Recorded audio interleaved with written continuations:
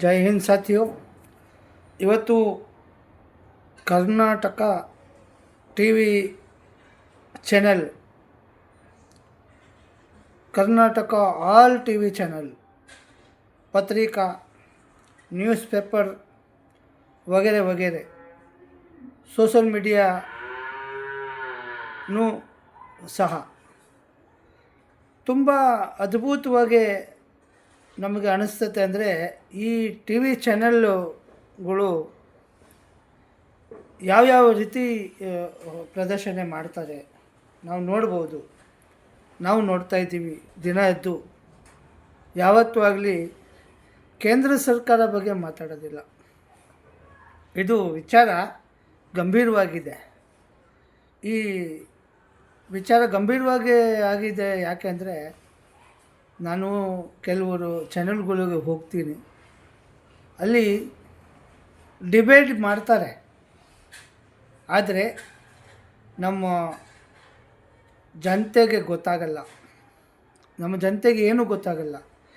ನಮ್ಮ ಜನತೆಗೆ ಏನೂ ಗೊತ್ತಾಗಲ್ಲ ಅಂತ ಯಾಕೆ ಹೇಳ್ತೀನಿ ಅಂದರೆ, ಅದು ಅವರು ಯಾವತ್ತೂ ಅವ್ರಿಗೆ ಗೊತ್ತಾಗಲಿ ಅಂತ ಯಾವತ್ತೂ ಮಾಡಲ್ಲ. ರಾಜಕೀಯ ವ್ಯವಸ್ಥೆಗಳು, ಟಿ ವಿ ಚಾನೆಲ್ಗಳು ಲೋಕಲ್ ರಾಜಕಾರಣಿ ಇಲ್ಲಿ ರಾಜ್ಯದ ಪರಿಸ್ಥಿತಿ ಬಗ್ಗೆ ಮಾತ್ರ ಮಾತಾಡ್ತಾರೆ. ರಾಜ್ಯದ ಪ್ರಜೆ ಬಗ್ಗೆ ಮಾತಾಡ್ತಾರೆ.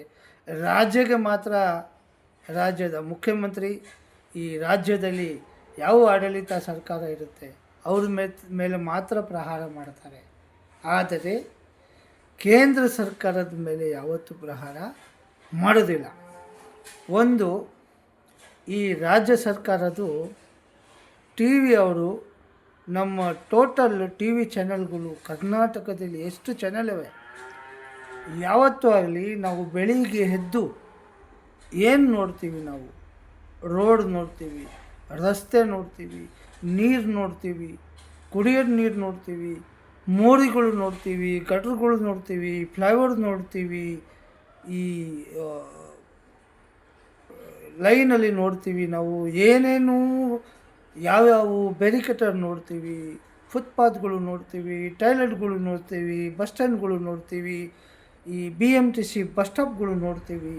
ಪ್ರತಿಯೊಂದು ಯಾವತ್ತೂ ಅದು ಯಾವತ್ತೂ ಅದು ಶುದ್ಧವಾಗಿರುತ್ತಾ? ಯಾವತ್ತೂ ಶುದ್ಧವಾಗಿ ಇರಲ್ಲ. ಯಾವ ಹಳ್ಳಿಗಳು ನೀವು ಹೋಗಿ, ಯಾವುದು ಹಳ್ಳಿಗಳಲ್ಲಿ ಕೂಡ ಯಾವುದು ಅಭಿವೃದ್ಧಿ ಕೆಲಸ ಆಗಿರಲ್ಲ. ಇದು ಇವತ್ತಿಂದಿಲ್ಲ ಮಾತಿದು. ಇದು 1947 ನಾನು ಹೇಳ್ತಾ ಇದ್ದೀನಿ. 78 ವರ್ಷ ಆಗಾಯಿತು ನಮಗೆ. ಆದರೆ ನಾವು ಇನ್ನೂ ಅದನ್ನು ಹುಡುಕ್ತಾನೇ ಇದ್ದೀವಿ.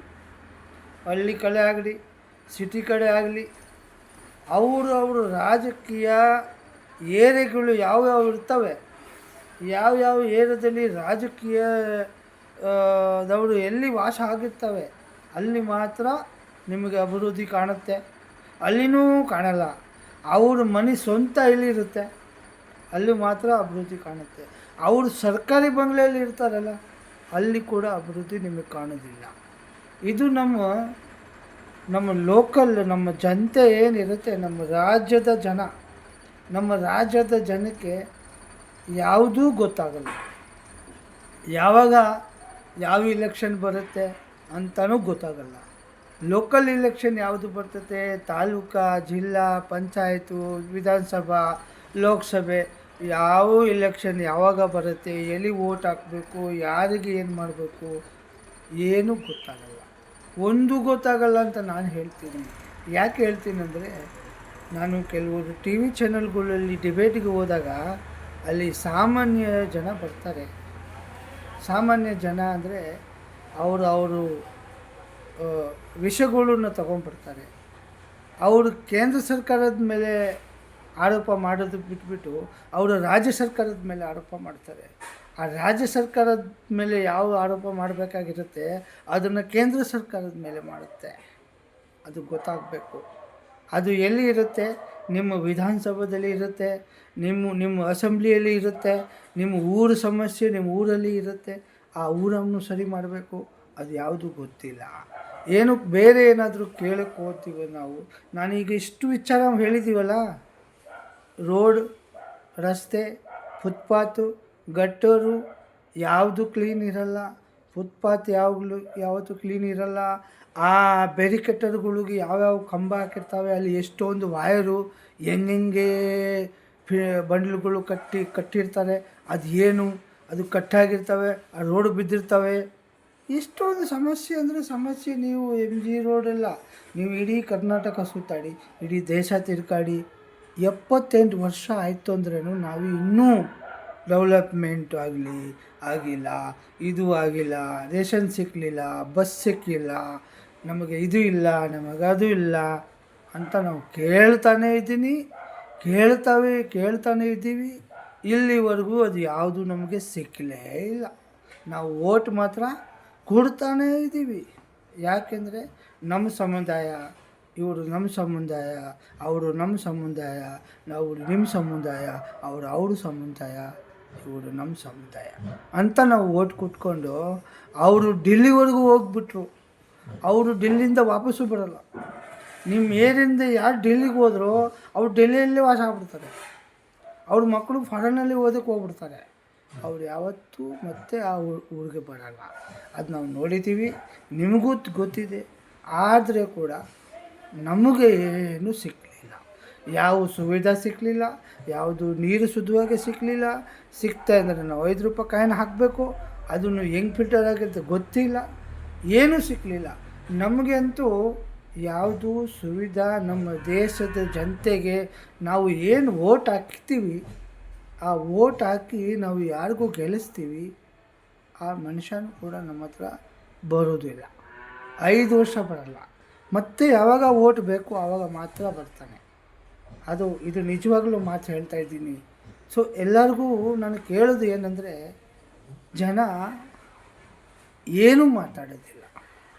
ಮಾತಾಡಬೇಕಾಗಿ ಏನಿರುತ್ತೆ ಅದನ್ನೂ ಮಾತಾಡಲ್ಲ. ಆಟೋ ಚಾಲಕರು ಆಗಲಿ, ಕೂಲಿ ಕಾರ್ಮಿಕರಲ್ಲಿ ಆಗಲಿ, ರೈತರು ಆಗಲಿ, ಬಿಸ್ನೆಸ್ಮೆನ್ಗಳು ಆಗಲಿ, ಇನ್ನು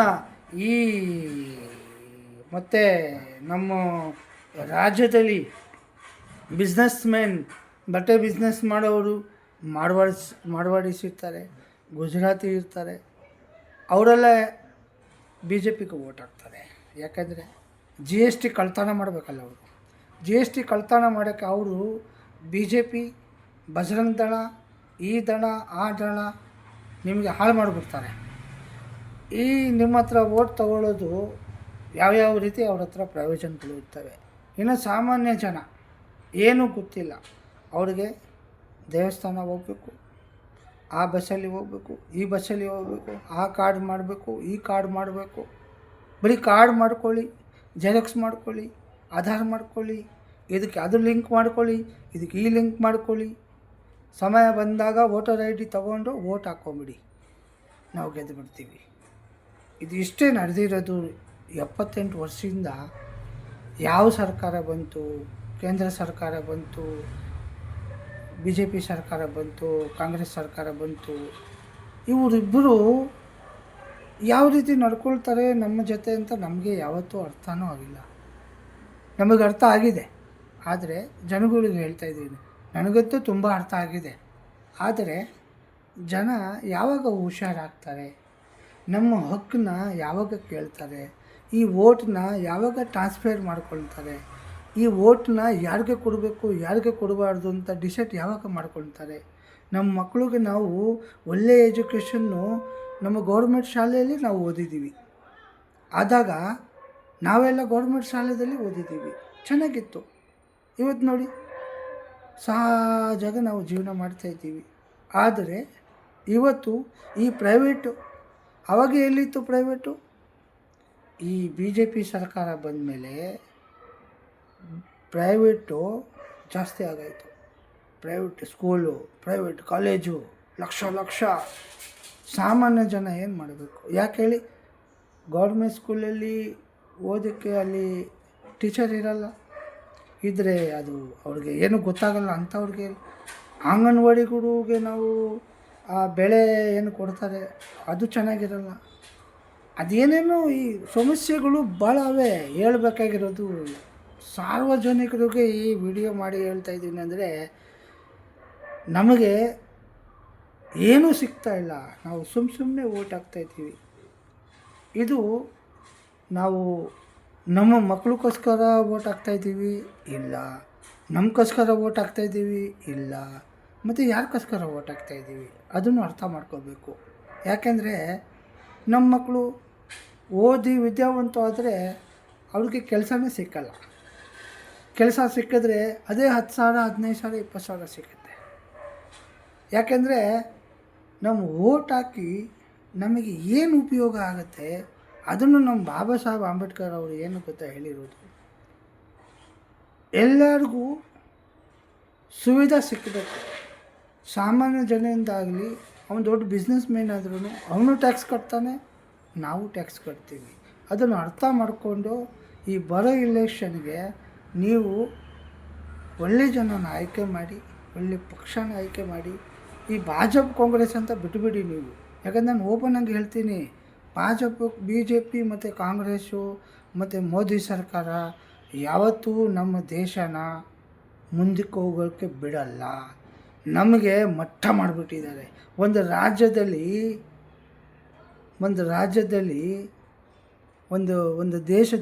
80 ಕೋಟಿ ಜನ ರೇಷನ್ ತಗೊಳ್ತಾ ಇದ್ದಾರೆ ಅಂದರೆ ಇನ್ನು ನಾವು ಎಲ್ಲಿ ಹೋಗಿದ್ದೀವಿ ನಾವು ಅರ್ಥ ಮಾಡ್ಕೋಬೇಕು.